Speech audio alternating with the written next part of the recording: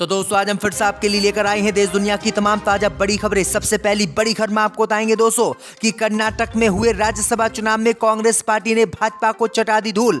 कांग्रेस ने सभी सीटों पर जीत दर्ज करते हुए बीजेपी का नहीं खुलने दिया खाता। मोदी अमित शाह को कर्नाटक से झटका, कांग्रेस ने कर्नाटक में रच दिया इतिहास। बाबा रामदेव की कंपनी पतंजलि को सुप्रीम कोर्ट ने लगाई फटकार, गलत विज्ञापनों पर रोक लगाने का दिया आदेश। बाबा रामदेव की बड़ी चिंता। उत्तर प्रदेश में राज्यसभा चुनाव के बीच समाजवादी पार्टी को लगा झटका, 7 विधायकों ने की क्रॉस वोटिंग, जिता दिया बीजेपी का एक और प्रत्याशी। लोकसभा चुनाव से पहले मुस्लिम विरोधी CAA कानून देश में होगा लागू, मोदी सरकार ने किया ऐलान। जम्मू कश्मीर के इस्लामिक संगठन जमाते इस्लामी पर मोदी सरकार ने 5 वर्ष के लिए लगाया प्रतिबंध, बताया आतंकी संगठन।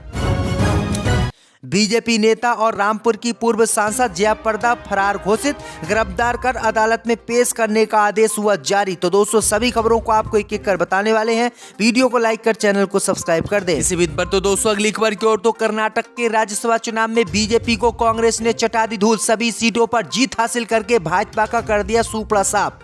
दोस्तों आपको बता दें कि कर्नाटक में हुए राज्यसभा चुनाव में कांग्रेस पार्टी ने भाजपा को धूल चटा दी। कांग्रेस पार्टी ने यहां पर 3 सीटों पर जीत हासिल करते हुए भाजपा का सूपड़ा साफ कर दिया। दरअसल आपको बता दें कि कर्नाटक में राज्यसभा की 4 सीटों पर मतदान हुआ था। 4 में से 3 सीटें कांग्रेस पार्टी ने जीतनी है, जबकि 1 सीट बीजेपी के खाते में गई है और कर्नाटक में बीजेपी को बुरी हार का सामना करना पड़ा है।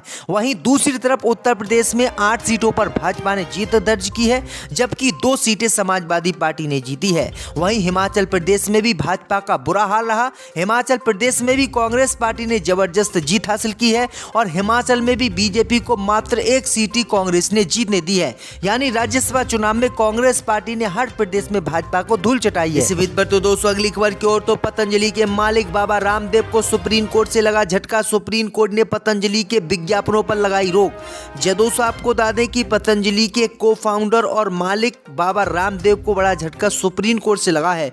सुप्रीम कोर्ट ने पतंजलि कंपनी को फटकार लगाते हुए पतंजलि कंपनी के विज्ञापनों पर रोक लगा दी है।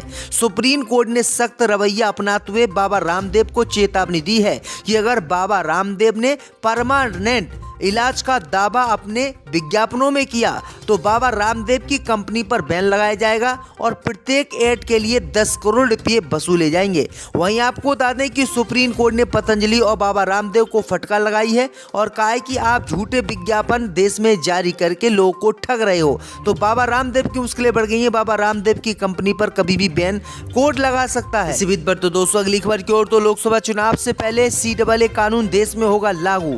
दोस्तों आपको बता दें कि मुस्लिम विरोधी नागरिकता संशोधन कानून मार्च के पहले हफ्ते में लागू देश में हो सकता है। दरअसल आपको बता दें कि केंद्र की मोदी सरकार ने आचार संहिता देश में लगने से पहले इस कानून को लागू करने का ऐलान किया है। दरअसल आपको बता दें कि प्रधानमंत्री मोदी ने भी कहा था कि CAA कानून किसी भी कीमत पर नहीं रुकेगा और CAA कानून हर कीमत पर देश में लागू होकर रहेगा। वहीं आपको बता दें कि CAA कानून का मुस्लिम समाज विरोध कर रहा है, क्योंकि इस कानून के तहत मुसलमानों को छोड़कर सभी को भारत की नागरिकता देने का प्रावधान है। इसी बीच पर तो दोस्तों अगली खबर की ओर, तो राज्यसभा चुनाव के बीच उत्तर प्रदेश में सपा को लगा झटका, 7 विधायकों ने बदला पाला। दोस्तों आपको बता दें कि राज्यसभा चुनाव के बीच समाजवादी पार्टी को बड़ा झटका उत्तर प्रदेश में लगा है। दरअसल आपको बता दें कि समाजवादी पार्टी के 7 से 8 विधायकों ने बीजेपी को वोट किया है और समाजवादी पार्टी के समर्थन में वोट राज्यसभा चुनाव में नहीं किया, जिसके कारण समाजवादी पार्टी के एक विधायक MLC चुनाव में हार गए।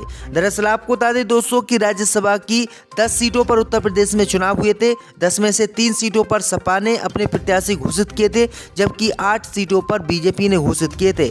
तो समाजवादी पार्टी के दोस्तों 2 ही राज्यसभा में चुनाव जीते हैं, जबकि 8 बीजेपी ने सीटें जीत ली हैं। तो ये बड़ी अपडेट आई दोस्तों। इसी बीच पर तो दोस्तों अगली खबर की ओर, तो जमाते इस्लामी संगठन पर मोदी सरकार ने 5 वर्षों का लगाया प्रतिबंध।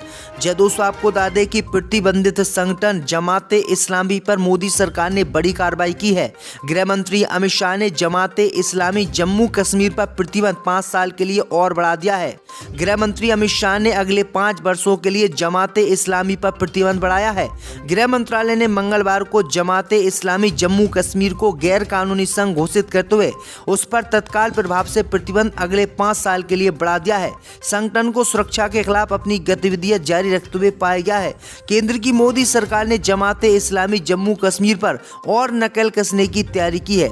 वहीं आपको बता दें कि मोदी सरकार RSS विश्व हिंदू परिषद बजरंग दल पर बैन नहीं लगा रही है, क्योंकि ये हिंदूवादी संगठन है और देश में आतंक फैलाते हैं। जबकि जमाते इस्लामी, जिसने आजादी में अहम भूमिका निभाई थी, इस पर प्रतिबंध मोदी सरकार ने लगा दिया है। आपकी क्या राय इस खबर हमें कमेंट में जरूर बताएं। इसी बीच पर तो दोस्तों अगली खबर की ओर तो पूर्व सांसद जयाप्रदा फरार घोषित, गिरफ्तार कर अदालत में पेश करने का आदेश।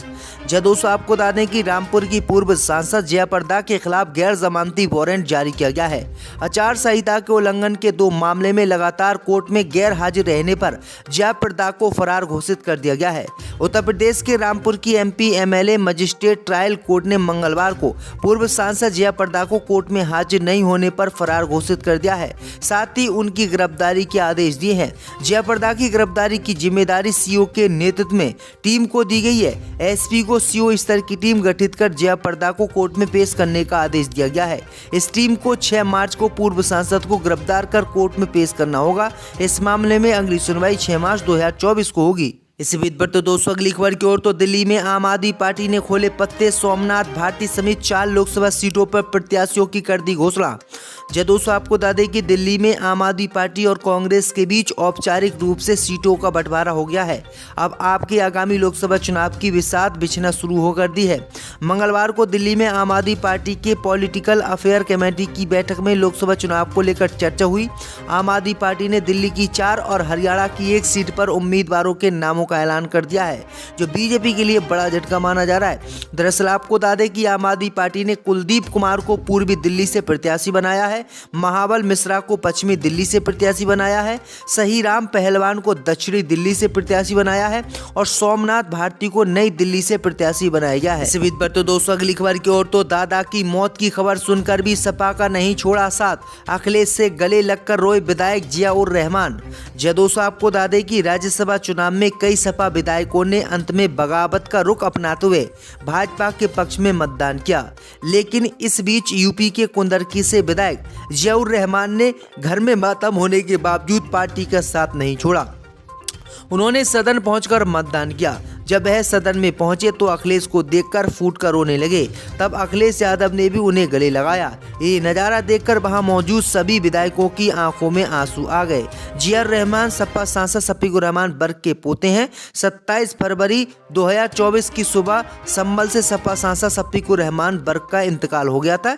ऐसे में जियाउर रहमान अपने दादा की मैयत को छोड़कर राज्यसभा में सपा के लिए वोट करने पहुंचे, क्योंकि एक एक वोट चुनाव में बहुत कीमती था। इसी बीच पर तो दोस्तों अगली खबर की ओर तो 58 साल की उम्र में फिर से गर्भवती हुई सिद्धू मूसेवाले की मां, मार्च में होगा बच्चे का जन्म। दोस्तों आपको बता दें कि दिवंगत पंजाबी गायक सिद्धू मूसेवाला के माता पिता दूसरे बच्चे की उम्मीद कर रहे हैं। पारिवारिक सूत्रों ने बताया है कि सिद्धू की मां चरण सिंह IVF उपचार के लिए गई हैं और एक बच्चे को गर्भ धारण करने में सफल रही हैं, जो मार्च में होने वाला है। दरअसल आपको बता दें कि सिद्धू मूसेवाला इनकी इकलौती संतान थी, जिनकी 2022 में हत्या कर दी गई थी। वहीं आपको बता दें कि हत्या के बाद सिद्धू मूसेवाला की कोई भी औलाद नहीं थी, माँ पिता की कोई भी औलाद नहीं थी, जिसके कारण अब 58 साल की उम्र में सिद्धू मूसेवाला की मां ने फिर से बच्चा करने का मन बनाया है और मार्च में ये बच्चा उनका हो जाएगा। आपकी क्या राय इस खबर पर हमें कमेंट में जरूर बताएं। इसी बीच पर तो दोस्तों अगली खबर की ओर तो पहली बार लोकसभा चुनाव लड़ेंगे S जयशंकर और निर्मला सीतारमण, बीजेपी ने लिया फैसला। दोस्तों आपको बता दें कि देश में लोकसभा चुनाव को लेकर सरगर्मियां तेज हो गई हैं। सभी राजनीतिक पार्टियां जोर शोर से तैयारियों में जुट गई हैं। पार्टियां चुनाव के लिए अपने उम्मीदवारों के चयन में लगी हुई हैं और चुनाव को लेकर रणनीति बना रही हैं, साथ ही साथ उम्मीदवारों का ऐलान भी कर रही हैं। वहीं अब खबर सामने निकल कर आई दोस्तों की बीजेपी अब ऐसे चेहरों पर दाव लगाने वाली है जिसे सुनकर आप चौंक जाएंगे।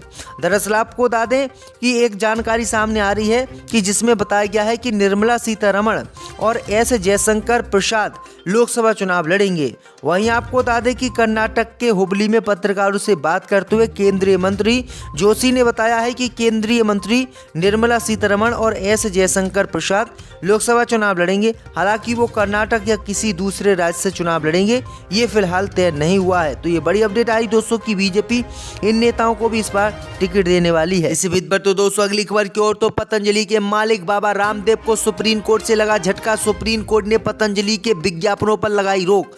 दोस्तों आपको बता दें कि पतंजलि के को फाउंडर और